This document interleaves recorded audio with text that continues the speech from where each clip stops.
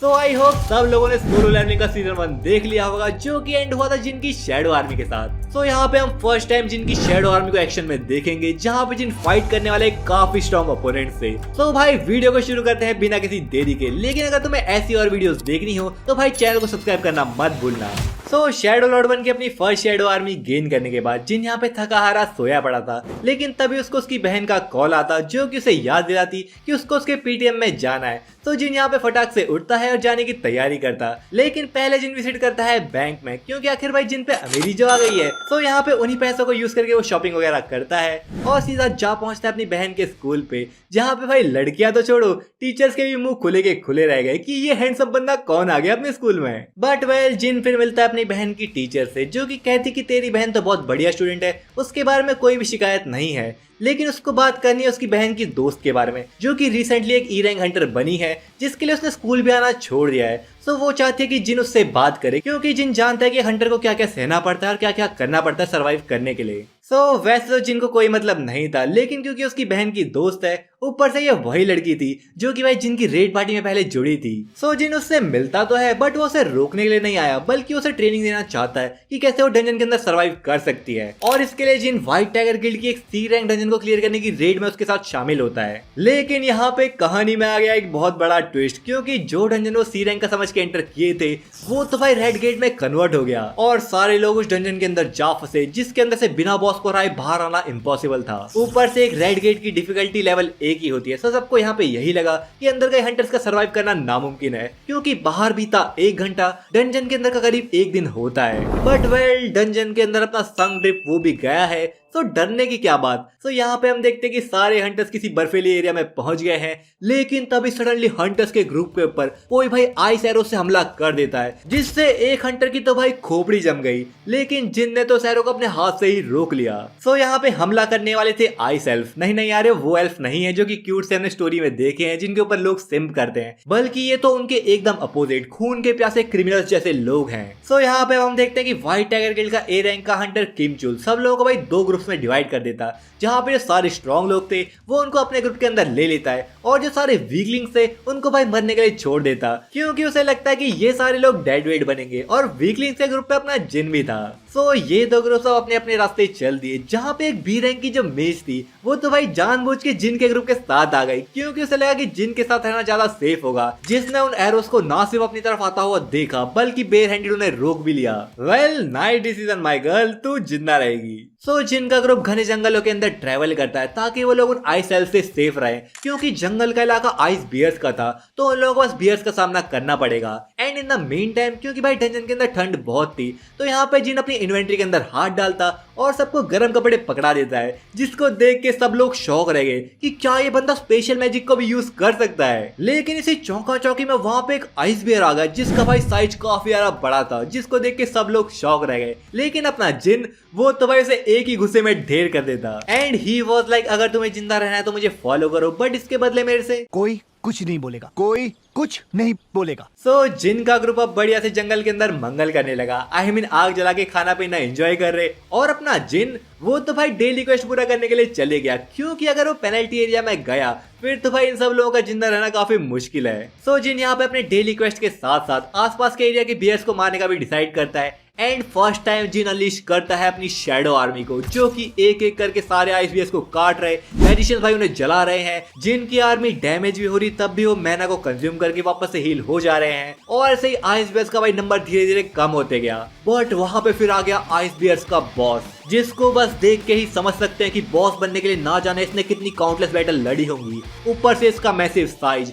जिनकी normal shadow army तो उसके आगे कुछ नहीं थी, तो यहाँ पे जिन भेजता है अपने first knight in command blood red commander Igris को। इग्रिस आते ही अपनी स्पीड, एजिलिटी और स्पॉट स्किल का भरपूर प्रदर्शन करता है, और आइसबेयर की यहाँ पे सीधा मुंडी ही उड़ा देता। And Jin was like damn, मुझे यकीन नहीं हो रहा मैं कितना लकी था कि इग्रिस से फाइट करते टाइम उसने अपनी स्वॉर्ड को यूज नहीं किया, क्योंकि इग्रिस तो शैडो बनने के बाद भी जिन से करंटली स्ट्रॉन्ग है। बट वेल क्योंकि सारे आइस बियर्स यहाँ पे मारे गए, सब लोगों को यहाँ पे जिन अपनी शैडो आर्मी के अंदर शामिल कर लेता, इवन उस बॉस आइस बियर को भी, जिससे जिनकी आर्मी का साइज और स्ट्रेंथ दोनों में काफी इजाफा हुआ। लेकिन वहीं दूसरी साइड हम देखते हैं कि भूख प्यास से परेशान दूसरे हंटर्स का ग्रुप एक एक करके आइस बियर्स का शिकार बनते गए, और इवन आइस एल्फ भी उनके पीछे पड़ गए थे, जिसको देख के सबको मरता हुआ छोड़ उनका लीडर किमचुल वहां से भाग निकला और आ पहुंचा जिन के ग्रुप वाले कैंप पे, जहां वो उन वीक हंटर्स को खाता पीता एंजॉय करता देख काफी गुस्सा हो गया कि आखिर ये लोग जिंदा कैसे हैं और यहाँ पे एंजॉय कैसे कर रहे हैं। अगर मेरे पास भी खाना होता तो मैं भी किसी को भी हरा सकता था, जिसकी वजह से वो आते ही सबको धमकाने लगा।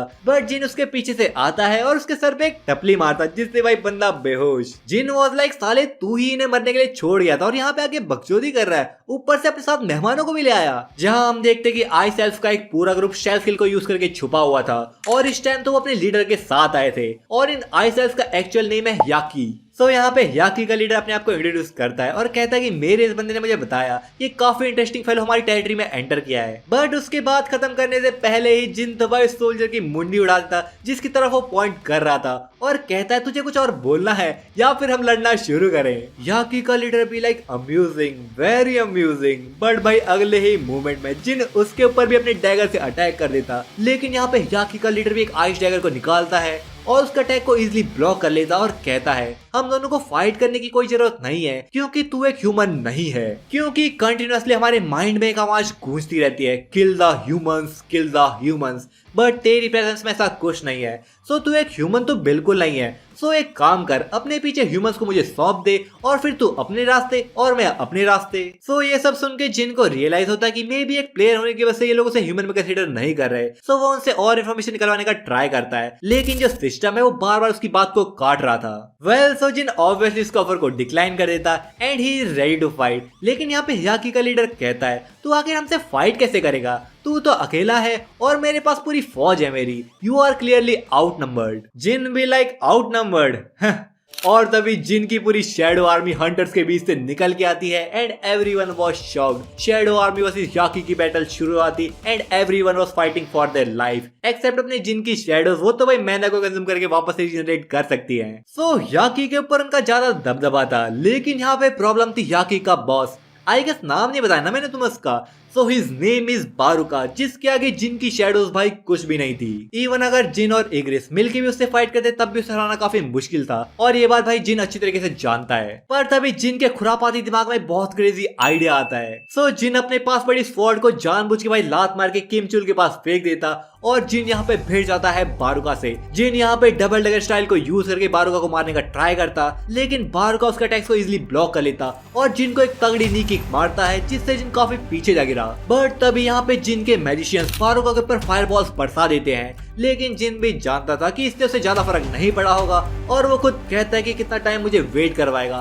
सामने और मुझसे फाइट कर। एंड वेल लगता है बारुका ने उसकी सुन भी ली क्योंकि वो दौड़ता हुआ जिन के पास जाता है, लेकिन तभी हम देखते हैं कि भाई पीछे से किम चुल भी उठ खड़ा हुआ है और वो स्वॉर्ड को उठाता है और वो भी भाई जिन को मारने का ट्राई करता। लेकिन जैसा मैंने कहा था कि भाई जिन का दिमाग काफी खुरापाती है, सो उसने ये सब चीजें जानबूझ के सेटअप करी थी क्योंकि जिन जानता था कि जैसे किम चुल उठेगा वो उसे मारने का ट्राई करेगा और किम चुल ने भाई बिल्कुल ऐसा ही करा। सो जैसे किम चुल अपनी चुल पूरी करने के लिए भाई जिन को मारने का ट्राई करता है, लेकिन इग्रिस उसके अंदर अपनी स्वॉर्ड डाल देता। I guess that sounded very wrong. So Igris यहाँ पे किम चुल को मार देता, जिसे देख के भाई बारुका भी कंफ्यूज हो गया कि आखिर ये सब चल क्या रहा है। बट अगले ही मूवमेंट में जिन कहता है अराइज एंड हंटर किम चुल का शैडो सोल्जर सबके सामने निकल के आता, जिसको जिन नाम देता है iron. So in the mean time Igris यहाँ पे बारुका से फाइट कर रहा था, लेकिन बारुका तो भाई इग्रिस के हाथ पैर ऐसे काट रहा मानो वो डैगर से सब्जियां काट रहा हो। बट फिर फाइनली यहाँ पे फाइट को ज्वाइन करता है आयरन और वो अपनी प्रोवोकेशन स्किल को यूज करके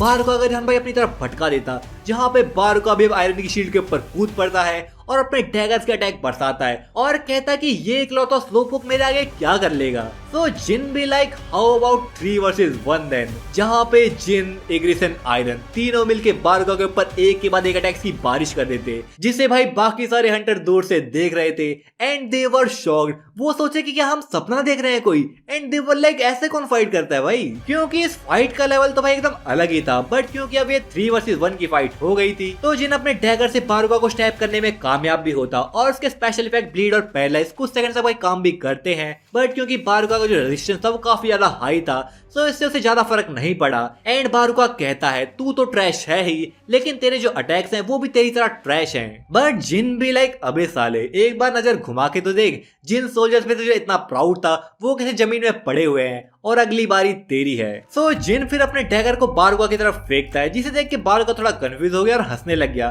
कि आखिर जिन ने अपने वेपन को क्यों फेंक दिया है। लेकिन यहाँ पे फिर जिन यूज करता है अपनी स्किल डोमिनेटर्स टच को, जिससे भाई जो डैगर की स्पीड थी वो एकदम 10 गुना से भी ज्यादा बढ़ गई और वो डैगर सीधा जा टकराया बारुका के डैगर से, जिससे भाई जो बारुका का डैगर था वो एकदम चूर चूर होकर नीचे गिर गया। और इस डिस्ट्रैक्शन का फायदा उठा के आयरन पीछे से आके बारुका को जकड़ लेता और जो सारे मैजिशियंस हैं वो फायर मैजिक को यूज करके बारुका का भाई कुंभी पागम बना देते हैं, जिसकी वजह से आधा जला हुआ बारुका काफी गुस्से में था। लेकिन तभी जिन अपनी स्टाइल स्किल को यूज करके उसके भाई गट में डैगर स्टैब कर देता और कहता है इट्स ओवर नाउ। बट भाई बारुका हार मानने को तैयार नहीं था, तो आयरन फिर से पीछे से आता है और अपनी कुल्हाड़ी से भाई बारुका को जमीन में गाड़ देता। And finally it's over now, जहाँ पे भाई बारुका खत्म हो जाता और यहाँ पे जिन फिर से लेवल अप करता है। डंजन का गेट वापस से ओपन हो जाता और सब बाहर जाने को रेडी थे, लेकिन इससे कुछ देर पहले डंजन के गेट के बाहर व्हाइट टाइगर गिल्ड का लीडर बी क्यून पहुंच गया था। बट तभी वहाँ पे एस रैंक हंटर हुआंग डोंगसो भी आ जाता, जो कि जिन को मारने के लिए आया था। बट भाई बी क्यून और हुआंग डोंगसो की वैसे ही नहीं बनती थी, तो यहाँ पे दोनों के बीच में एक छोटा सा क्लैश भी हो गया। लेकिन सही टाइम में मैनेजर यो जिन चुन ला के भाई सिचुएशन को थोड़ा ठंडा कर दिया और हुआंग डोंगसो वहां से निकल लिया, क्योंकि उसे लगा कि भाई संग जिन वो अंदर मर गया होगा, क्योंकि एक रेड गेट के अंदर सरवाइव करना काफी मुश्किल होता है। लेकिन डंजन का गेट खुलते ही जिन के साथ बस वीक हंटर्स वापस आते, जिसको देख के बी क्यूनो जिन से पूछने का ट्राई करता है या फिर बाकी हंटर्स का क्या हुआ। लेकिन अपना जिन तो भाई काफी गुस्से में था, क्योंकि वो बारुका की शैडो एक्सट्रैक्ट नहीं कर पाया, क्योंकि ऑब्वियसली बारुका काफी स्ट्रॉन्ग था। तो जिन कहता कि जो जिंदा बच के वापस आए तुम्हें उन पे ध्यान देना चाहिए और तुझे तो मुझे शुक्रिया बोलना चाहिए, तो मेरे कंधे से अपना हाथ हटा। एंड वेल इस मोमेंट में बी क्यून भी समझ जाता कि आखिर जिन क्या चीज है। सो जिन को यहाँ पे बारुका की शैडो तो नहीं मिली, बट बारुका का आइस डैगर जरूर मिल गया, जिसके बाद अगले दिन से जिन वही योजिनो के साथ डंजन्स को क्लियर करने में लग जाता है। But the only difference is इस बार उसके पास उसकी शैडो आर्मी तो थी ही, लेकिन वो अपने साथ अपनी बहन की दोस्त को भी लेके आया था ताकि उसको ट्रेन कर सके। ना भाई इन दोनों के बीच में कुछ नहीं होने वाला, अपनी स्टोरी की हीरोइन भाई कोई और ही है।